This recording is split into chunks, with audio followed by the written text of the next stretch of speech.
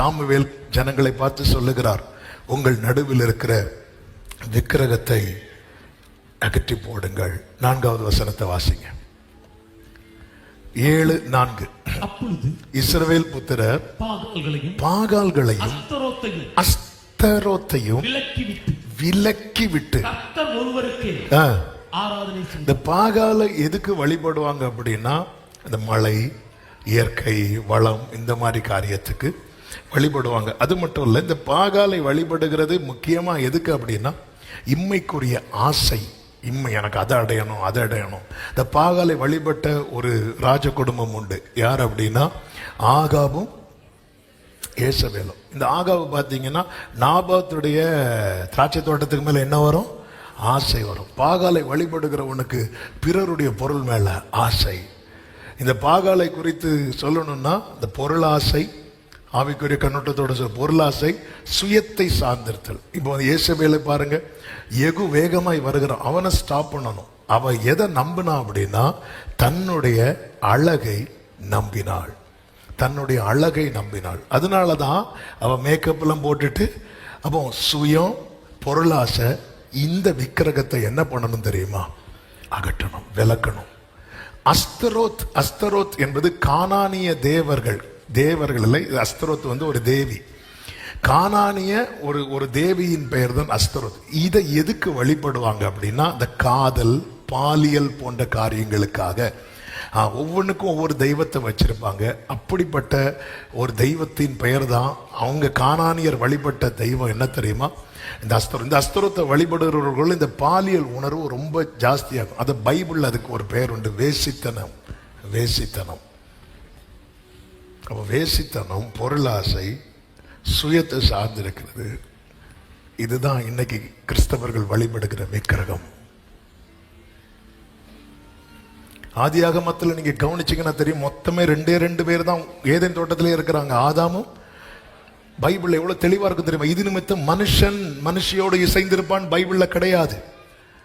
ஒரு ஆணும் பெண்ணும் சேர்றது எதுக்கு அப்புறம் தான் இருக்கணும் தெரியுமா? இது நிமித்தம் புருஷன் தன் மனைவியோடு அவர்கள் ஒன்றாயிருப்பார்கள். லிவிங் டுகெதர்லாம் கிடையாது. அதெல்லாம் அஸ்தரோத். அஸ்தரோத் இச்சை. ஒருத்தங்களை பார்க்கும்போது நமக்குள்ள அந்த இச்சை தூண்டுது அப்படின்னாலே விக்கிரகத்துக்கு இடம் கொடுக்கிறோம், அஸ்தரோத்துக்கு இடம் கொடுக்கிறோம். பிறர்களுடைய பொருள் மேல நமக்கு ஒரு ஆசை வருதுனாலே பாகாலுக்கு இடம் கொடுக்கிறோம். நம்ம சுயத்தை வச்சு டேலண்ட், நான் வாழ்ந்துடலாம், நம்ம அப்படி பண்ணிடலாம், இப்படி பண்ணிடலாம். Dependent life, Christian life. சொல்றாரு, பெட்டி வேணுமா? வேணும். பரிசுத்தப்படுத்து. எப்படி பரிசுத்தப்படுத்து? பாகாலையும் அஸ்தரோத்தையும் விலக்கு. விலக்கணும். இந்த மாம்சம் பலவீனம் உள்ளது.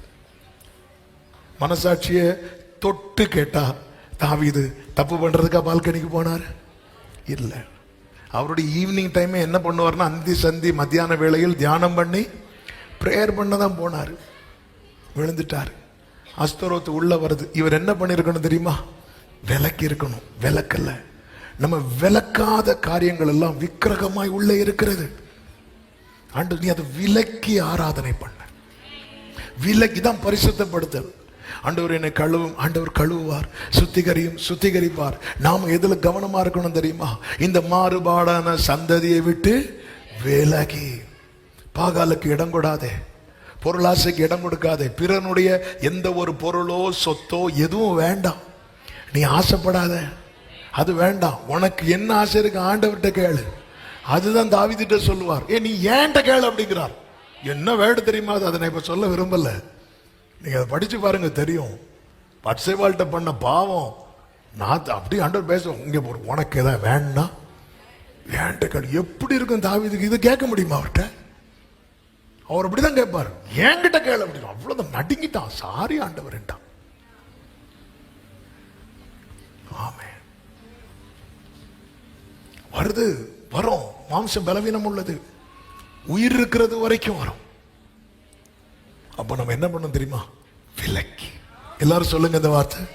அதுதானே ஆண்டவர் சொல்ற. நீ தள்ளி விட்டு பாரமான யாவையும் நம்மை சுற்றி நெருங்கி நிற்கிற, அது நெருங்கிதான் நிற்கும்.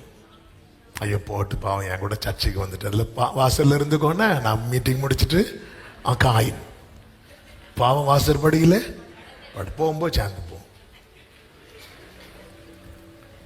ஆமென். விளக்காம நம்ம என்ன பண்ணாலும் சரி, ஆண்டவரே நான் வேணா ஷர்ட்டை மாத்திரேன் ஆண்டவரே, ஒயிட்டு போடுறேன் ஆண்டவரே. அவ்வளவு அரசியல்வாதியும் ஒயிட்டு தான் போட்டிருக்காங்க. எல்லாம் பார்த்தீங்களா? அதுவும் நீங்க கல்ஃப்ல போனா ஃபுல்லா பாஸ்டர்ஸ் தான், சுத்தி இறங்கினாலே எல்லாம் பாஸ்டர்ஸ். வேண்டாம். ஆமென். ஆண்டவர் சொல்வார், வெளிப்புறம் சுத்தமாக உட்புறத்தை சுத்தம் ஆக்கு அப்படிம்பார். ஆக்குன்னு சொல்லுவார். வெளிப்புறம் ரொம்ப ஈஸிங்க, மீசையை தூக்கிடலாங்க, ஈஸியா ஆசையை தூக்கணுங்க, நகையை மாத்திரலாங்க, ஆபரேஷன் வந்தா போதும் கலத்தி வச்சிருவாங்க. பகையை மாத்தணுங்க, சில சொல்லுவாங்க செத்தாலும் நான் மன்னிக்க மாட்டேன், அதை மாத்தணும். பகை பாகால் ஏன் ஒரு மாதிரி இருக்கீங்க? ஏசபேல் கேட்கிறான், நான் அவன்கிட்ட கேட்டானா அவன் எனக்கு தரல, அவன் எப்படி தரும்? அவன் சொல்றான் என் பிதாக்களின் சுதந்திரத்தை நான் யாருக்கும் கொடுக்க மாட்டேன். இப்போ நான் அதை டச் பண்ணாத அடுத்த பாயிண்ட் ஆயிரும். வேண்டாம். அப்போ நீங்க ஏன் கவலைப்படுறீங்க? அவன் கதையை நம்ம என்ன பண்ணுவோம்? முடிப்போம், ஜெபம் பண்ணுவோம், ஜெபத்தை போடுவோம். ஆண்டவரே அந்த இடத்தை நான் கேட்டேன், அவன் தர மாட்டேங்கிறான், அவன் போகும்போது சந்தியும் ஆண்டவரே. இப்படி ஜெபம் பண்றவங்களும் இருக்கிறாங்க. அந்த ஆள் இருக்கிறது வரைக்கும் நமக்கு இது கிடைக்காது. ஜெபத்தை போடுவோம். ஆமென்.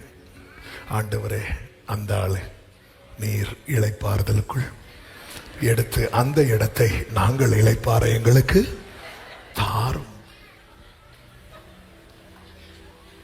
அஸ்துரத்துக்கும் பாகாலுக்கும் இடம் இருந்தா பெட்டி இருக்காது, வாசல் வரைக்கும் இருக்கும். பெட்டி மேட்ல இருக்கு, அபிநதா வீட்டில் இருக்கு. அது நீ வீட்டில் வரணுமா இல்லையாங்கிறத டிசைட் பண்ணிக்கோங்க. ஜனங்கள் விலக்கினார்கள். ஜனங்க எப்பொழுது, இன்னும் நான் சொல்லி முடிச்சிடறேன் 5 மினிட்ஸ்ல, இன்னைக்கு வீட்டில் போய் படிங்க. 4, 5, 6, 7 3 அதிகாரமும் திரும்ப திரும்ப வாசிங்க. ஆமே. அவருடைய அன்பை பார்க்க முடியும், அவருடைய நடத்தல பார்க்க முடியும். ஆமே. யூடியூப்ல ஆடியோ பைபிள்லாம் இருக்கு, போட்டு கேளுங்க. என்னெல்லாமோ போட்டு கேட்குறோம். ஆமே, இதை போட்டு கேளுங்க. ஹல்லேலூயா. ஆமே. நல்ல கவனமா கேளுங்க. இப்ப இதெல்லாம் அஸ்தரோத்தையும் பாகாலையும் விலக்கிட்டாங்கன்னதும் திருப்பி யார் வரான் தெரியுமா? பெலிஸ்தியன் வருவான். நீங்க என்னைக்கு தீர்மானம் எடுக்கிறீங்களோ அன்னைக்கு தான் வராத சோதனை எல்லாம் வரும். எப்போ வேண்டான்னு தீர்மானம் எடுக்கிறோமோ, நார்மலாவே நம்ம 6 மணிக்கு எழும்புவோம். ஆனா காலையில 6 மணிக்கு எழும்பி ஜோமுன்னு நினைப்போம் பாருங்க, 8 மணி. பெலிஸ்தியன் நிற்பான். பெலிஸ்தியன் நிற்கும் போது இப்போ சாமுவேல் அவங்கள பார்த்து சொல்றாரு, ஒரு பால் குடிக்கிற ஆட்டுக்குட்டியை கொண்டு வாங்க அப்படிங்கிறாங்க. ஏங்க, நாங்க பாகால நீக்கிட்டோமே, அஸ்திரத்தை நீக்கிட்டோமே, இங்க பாரு, நீ ஜெயிக்கணும்னா உன் நீதியை வச்சு நிற்க முடியாது, உனக்கு நீதியா அவர் இருக்கணும். ஆமே. ஏன் பால் குடிக்கிற ஆட்டுக்குட்டி தெரியுமா? இந்த ஆட்டுக்குட்டி கபடம் இல்லாதது, பழுது இல்லாதது. ஆட்டுக்குட்டி கொஞ்சம் வளர ஆரம்பிச்சிட்டுன்னு வைங்களேன், அது என்னெல்லாம் சாப்பிட ஆரம்பிக்கும் தெரியுமா? இலை, கன்வென்ஷன் வால் போஸ்ட். நம்ம ஊர்ல நிறைய ஆட்டுக்கு டேஸ்ட் இல்லாம போனதுக்கு ரீசன் என்ன தெரியுமா? அவ்வளவு கன்வென்ஷன் பிரசங்க யாரையும் அது சாப்பிட்டது. என்ன மட்டன் டேஸ்ட் இல்ல, உள்ள எங்களை மாதிரி ஆட்களை தின்னா எப்படி டேஸ்ட் வரும்? ஆமே.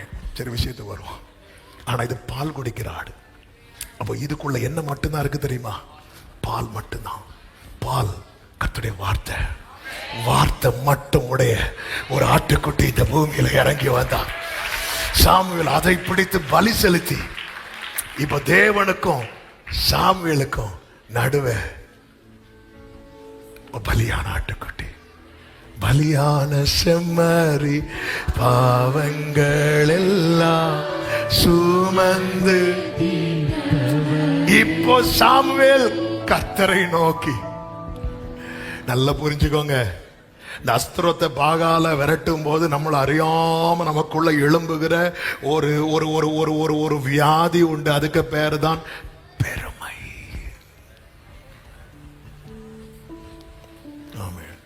துன்மார்க்கருடைய வாழ்க்கையை பார்க்கும்போது எனக்கு அவன் மேல அது வைத்தறிச்சல். ஆமென். வேண்டாம். நான் ஜோம் பண்ணிட்டேன், நான் பைபிள் படிச்சுட்டேன், நான் அப்படி பண்ணிட்டேன்னா அந்த நீதியை வச்சு கொண்டு போயிடாதீங்க. எங்க நீதியெல்லாம் அழுக்கான கதை. என் நீதி நியாயங்கள் அழுக்கான கந்தை என்றே உணர்ந்தே என் இயேசுவே அனுதினமும் உம்மில்லா வளர்ந்திடவே. ஆண்டவரே, ஆண்டவரே, நான் அஸ்திரத்தை விலக்கிட்டேன்பா, ஆண்டவரே நான் பாகால விலக்கிட்டேன்பா. அப்படி இல்லை. அந்த ஆட்டுக்குட்டி பலியாகி கிடக்கும் போது சாமுவேல் அதுக்கு முன்னாடி இப்படி நின்றுட்டு அந்த அப்படியே பார்த்துட்டு ஆண்டவரை பார்த்து, ஆண்டவரே, நான் பைபிள் சொல்லுகிறது கர்த்தர் அவனுக்கு மறுமொழி அருளி செய்தார். ஆமென். இப்பொழுது சாமுவேல் சர்வாங்க தகனி பலி செலுத்தும் போது கர்த்தர் பெலிஸ்தியர் என்ன பண்றாங்களா? நெருங்கினார்களா. கர்த்தர் மகா பெரிய இடி முழக்கங்களை பெலிஸ்தியர் மேல முழங்க பண்ணி அவர்களை கலங்கடித்ததுனால அவர்கள் இஸ்ரவேலுக்கு முன்பாக பட்டு விழுந்தார்கள். எல்லாரும் சத்தமா சொல்லுங்க, சத்தமா சொல்லுங்க. அதாவது பட்டுன்னு அடிபட்டு விழுந்தாங்க. ஆனா தமிழ்ல அந்த பட்டுங்கிற வேர்டு நம்மள அப்படி ஒரு ஆழமா கொண்டு போகுது. சாமுவேல ஒரு வேரா வச்சு துளிர்க்க வச்சுட்டு படர்ந்திருந்த பெலிஸ்தியன பட்டு போக பண்ணார். ஆமென் சொல்லுங்க பார்க்கலாம். உன் குடும்பத்துல படர்ந்திருக்கிற பெலிஸ்தியன் பட்டு போக போகிறான். நம்புற தேவ பிள்ளைங்க நல்ல கைகளை தட்டி பட்டு. ஹalleluya. இங்க துளிர பண்ணும் போது மோசே கை உயர்ந்தா அமலேக்கின் கை தாழ போகும். அவ்வளவுதான், அவ்வளவுதான். பட்டு விழுந்தார்கள்.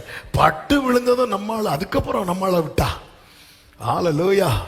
ஆமா, இப்படி ஒரு நாய் நிக்கும் பாருங்க ரோட்ல அப்படி போகும்போது, அப்படியே ஒரு நாய் நிக்கும். நமக்கு புக்கு புக்கு புக்குன்னு இருக்கும். ஆனா அந்த நாய் நம்மளை பார்த்து பயந்து ஓடுதுன்னு மட்டும் தெரிஞ்சிட்டு அவ்வளவுதான். அது அப்படியே நின்று நம்மளை பார்த்துட்டு இருந்தேன்னா, சரி நாளைக்கு வரேன். அவ்வளவுதான். பட்டு விழுந்ததும் இவனுங்க அடுத்த வசனத்தை பாத்தீங்களா? இஸ்ரவேலர் மிஸ்பாவிலிருந்து பெலிஸ்தியரை கொஞ்சம் முன்னாடி தான் அழுதுட்டு இருந்தான். வந்துட்டான். என்னதுன்னு அர்த்தம்? இந்த ஆட்டுக்குட்டியின் ரத்தத்தின் வல்லமை என்ன தெரியுமா? இதுவரை ஒன்னு துரத்துன சத்துருவ இனி நீ துரத்து படிக்க. ஆமே. கர்த்தரின் மகிமை விளங்கும். கர்த்தர் எல்லாத்தையும் மாற்ற போகிறார். அடுத்த வசனம். ஆமென். அங்கே அடித்தார்கள். அப்பொழுதுதான் சாமுவேல் ஒரு கல்லை எடுத்து வைத்து எபனேசர் என்று பெயரிட்டான். 13வது வசனம். இந்த பிரகாரம் பெலிஸ்தியர் அப்புறம், எல்லாரும் சொல்லுங்க பார்க்கலாம், பெலிஸ்தியர் அப்புறம் இஸ்ரவேலின் எல்லையிலே வராதபடிக்கு கைகளை உயர்த்தி ஹalleluya. இது ஆண்டவர் இப்படிப்பட்ட ஒரு ஜெயத்தை தர விரும்புகிறார். இன்றைக்கு நீங்கள் வாதம் வந்துச்சு, பார்வோனை அடிச்சது உண்மைதான். இன்னைக்கு பிரச்சனை பண்ணாத பார்வோன் 2 நாள் கழிச்சு திருப்பி என்ன பண்ணுவான்? பிரச்சனை பண்ணுவான். அப்ப பிரச்சனை பண்ணக்கூடாதுன்னா இன்றைக்கு நீங்கள் காண்கிற, இப்போ சில சொல்லுவாங்க இப்போ வீட்டுல கொஞ்சம் பரவாயில்ல, அந்த கொஞ்சம் பரவாயில்ல திடீர்னு பழையது மாதிரி மாறும். இல்ல அந்த கல்லை எடுத்து வைக்கணும். அதுக்கு தான் கர்த்தர் உங்களை மீதியா வச்சிருக்கிறார். ஆமென். இந்த பிரகாரம் பெலிஸ்தியர் அப்புறம் இஸ்ரவேலின் எல்லையிலே வராதபடிக்கு தாழ்த்தப்பட்டார்கள். அடுத்த வார்த்தை, சாமுவேலின் நாளெல்லாம் பெலிஸ்தியருக்கு விரோதமாயிருந்தது. அடுத்த வசனத்தை வாசிங்க, ஜெபிக்கலாம். பெலிஸ்தர் இஸ்ரவேலின் கையிலிருந்து, இந்த வேர்டை கவனிக்கணும், பெலிஸ்தியர் இஸ்ரவேலின் கையிலிருந்து பிடித்திருந்த உங்க நன்மை, உங்க தலைமுறை, உங்க சமாதானம், உங்களுக்கு நஷ்டப்பட்ட எல்லாமே இஸ்ரவேலுக்கு திரும்ப திரும்ப திரும்ப. எத்தனை பேர் நம்புறீங்க? மறப்பேனோ? ஆண்டவர் என்ன சொல்றார்? நம்பிக்கையோடு நன்றி செலுத்து. அதுதான் எபனேசர். நம்பிக்கையோடு நீ வந்துட்டு எல்லா ஆட்டுக்குட்டிக்கு முன்பாக முந்தினவைகள் நினைக்கப்படுவதில்லை, பூர்வமானவைகள். ஆண்டவர் நான் பண்ண தப்புக்கு அடி இருக்கு. ஏன்னா அவர் நீதியை நடப்பிக்க இறங்கணும்ல, நீதியை நடப்பிக்க இறங்கினா அடி விழும். அடி ஆட்டுக்குட்டி இயேசு. கிருபை என்ன காட்டுவார்? கிருபை. ஆண்டவர் ஒருத்தனுக்கு கிருபை காட்டணும்னா, ஆண்டவர் ஒரு ஆளை தண்டிச்சா எப்படி தண்டிப்பார்னா, குமாரனையும். ஆண்டவர் ஒருத்தரை நேசித்தா எப்படி நேசிப்பார்னா, என்னையும் காட்டுறார் பாருங்க. இதுதான் நான் கண்ட கிருபை.